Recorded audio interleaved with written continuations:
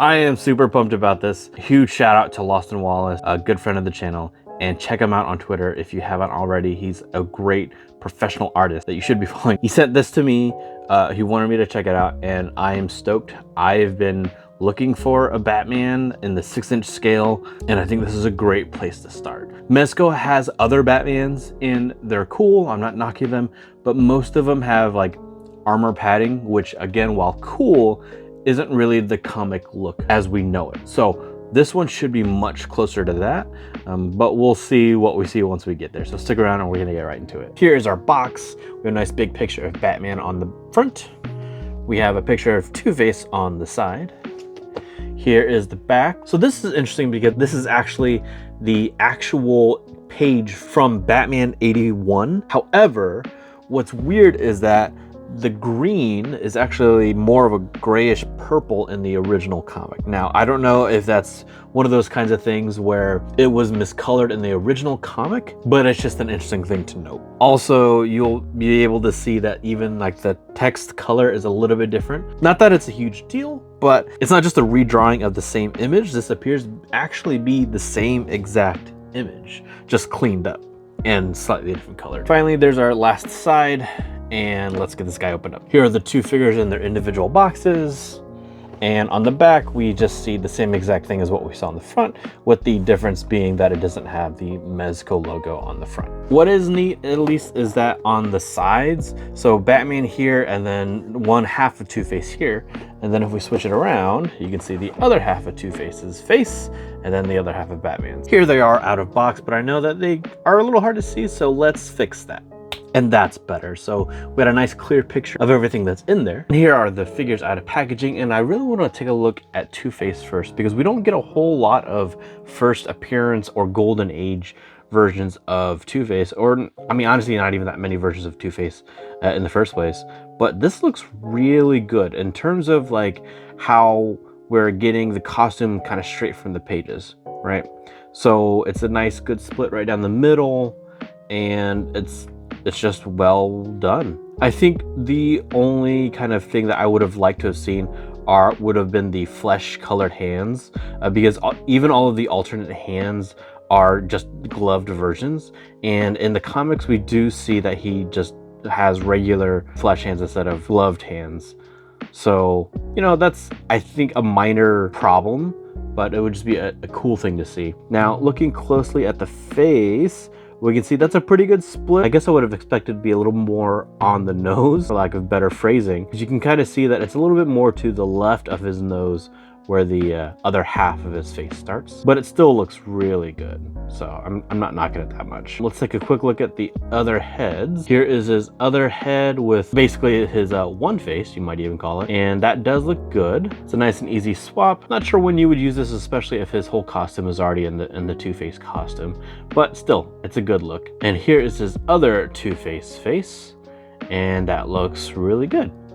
So here's the default one next to the alternate one. You can see that with this one, he does look a little bit angrier, madder, kind of however you want to go with that. He does come with this really fun briefcase that opens up to show a bomb. So that's cool. This doesn't come out at all as far as I can tell. And while I won't go through every hand, what's nice is that a lot of the hands come with a coin already attached. So you don't have to try to balance one when taking a photo. However, he does still come with multiple additional coins as you need them. And as you can see, these additional knives, I'm not really sure if there's any difference between them. It doesn't look like there is. And then what's really neat are these coins that are being flipped up in the air. And these spinning coins appear to be designed for this specific hand, although they can fit in some of the other ones, but this is just the one it's meant for, because it's got the thumb up as if he flipped it up. That's pretty cool. And now for Batman. So this is, again, Golden Age Batman. So pretty much the Batman costume that we have after the original, more or less. If I'm wrong, obviously, please feel free to correct me in the comments. So as far as articulation, we have pretty standard articulation, double jointed, everything. There's not a lot to say there. So we're just kind of looking at the costume and how well it was executed. And I'd say it looks great. So like for me, the trunks, I don't like them, but not because they aren't accurate. It's really just I don't like the look of them, because if you look at how the original looks, it does look pretty much just like that, which is interesting because on a more modern Batman, it looks more like underwear than kind of trunks like this one. So like I said, it's not that it's not accurate, it's definitely very accurate. I just don't like the look, and it's kind of high-waisted, which again is a style of the time, so I'm not knocking it for inaccuracy. It's just kind of a strange look for me, but it does look good if you are looking for your golden age Batman. I think this is definitely it. Now, looking at the cape, it is a leather or a faux leather cape, and it's very similar to some of the other Mezco Batman capes that we've seen so far, which also means that it has some of the same problems as the other Mezco Batmans do. So I don't like the fact that we can see the seams here, right? You can see it all around on the back.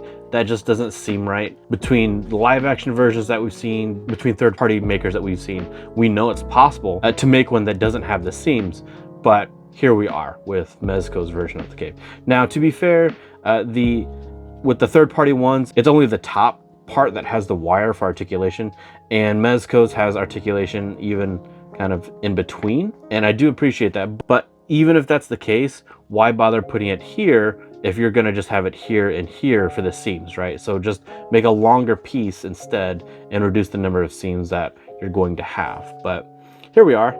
This is what we're getting. And looking at that head, it does look good. I'd say it definitely kind of looks like a little bit like Adam West, and you can see the inspiration for his costume in the Golden Age design.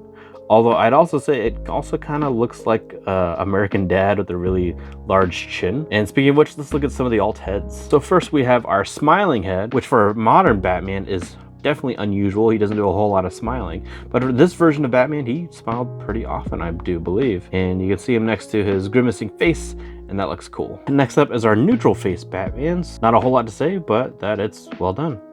And then we have our slightly angrier face looking Batman, and that looks cool there. You can see all of his teeth, and yeah, I think that's good. And here he is with a civilian head, and I went ahead and put the mask off on him as well, so you can see what that would look like. And again, I do think it's really well executed. I think Mezco usually does a really good job with painting their faces. It definitely doesn't look cross-eyed in any kind of way as we've seen with other figures of different companies. But I also don't know if I'm a big fan of the style, just like the very large chin. I mean, you can even see that it looks like he kind of might even have an underbite just because his chin protrudes so much. Definitely looks like I said, American Dad or a Joe from Family Guy. Looking at the accessories, we do have a couple of bolos.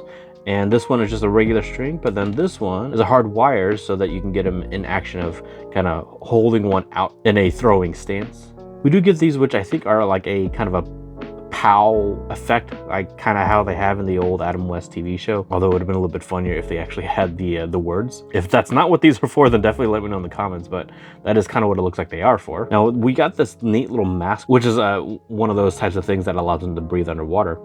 And what's neat is that that little circle, I believe, is actually a magnet because it does hold to his face really well without any clips. And that's one of the things that Mezco does really well is magnets. I really like that a lot. And so that just holds in, and there it is.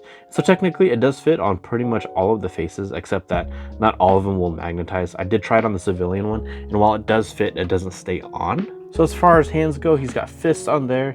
He's got these holding hands, which are for batarangs. We've got a couple of open hands, another pair of open hands, but with kind of looser fingers. Finally, we have several types of batarangs. So first, we'll take a look at this guy. And I'm not quite sure which version of Batman they're from. I don't know if all four are actually from the same, and he just has different types, but that looks really cool. We have another one in red. This one kind of looks like the logo that they used for the comic book at the time. This one is super neat because it's actually articulated, and you can see it actually opens up like that, and it kind of looks like a bow tie, which is funny, although I don't think that's the intention. And then we have two of these. One of these is on a wire that can bend for the purpose of, you know, just more articulation.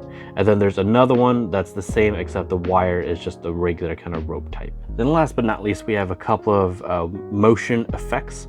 So you jam their fist in there, and it'll be the motion of them punching.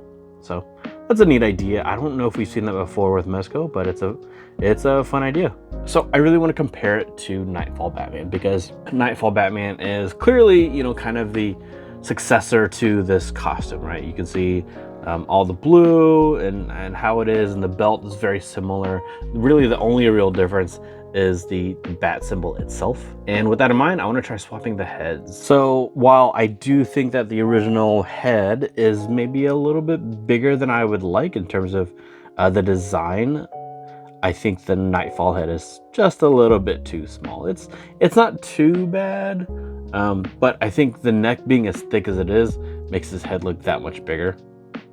So that's a bummer because I'm not a huge fan of this head. And of course we have to see how good he looks with Superman, and they do look great. Here's a shot of them holding hands, and here's a shot of them side by side. And I think they look pretty great together. I think Superman especially basically always looks like that. He kind of goes with any version of Batman, Golden Age, Modern Age, kind of doesn't matter. And if you like Mezco and you like Batman, then check out my video over here.